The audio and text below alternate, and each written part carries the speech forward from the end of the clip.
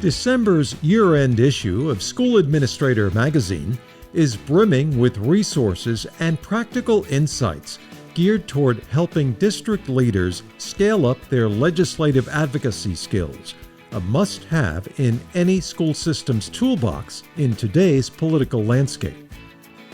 A lot of people, I believe, look at policy work at the state level and say, I don't see how that impacts me, right? And therefore, I don't have much time to dedicate to it.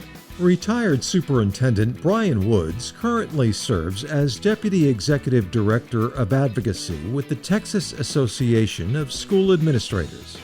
Part of my work was translating, if this policy passes or fails, what is the impact to our students, our teachers, our staff, our community from that happening? And I did that for both my board as well as for my staff, and to the degree that I could, to the community overall. So I very much saw that as my responsibility, or one of my responsibilities as superintendent, and try to preach that gospel in my new role with TASA as well. Woods teams up with TASA Executive Director Kevin Brown on the need to retool a district's advocacy efforts and points out the importance of keeping the communication and networking lines open with state and local lawmakers as much as possible. Many legislators are not in schools and have not been in schools for decades. And so it's important to invite members to schools and to school functions.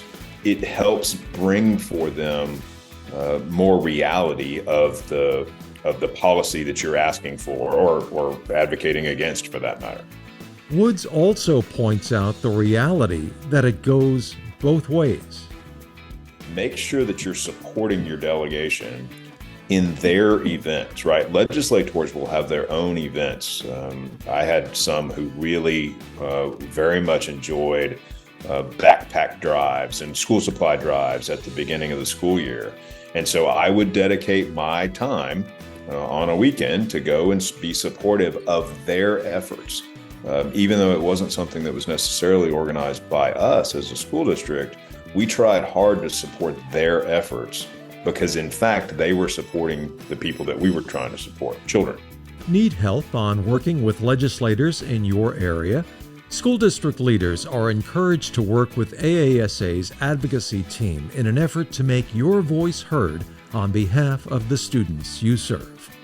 To read December's issue of School Administrator magazine, visit the AASA website or join the conversation through social media.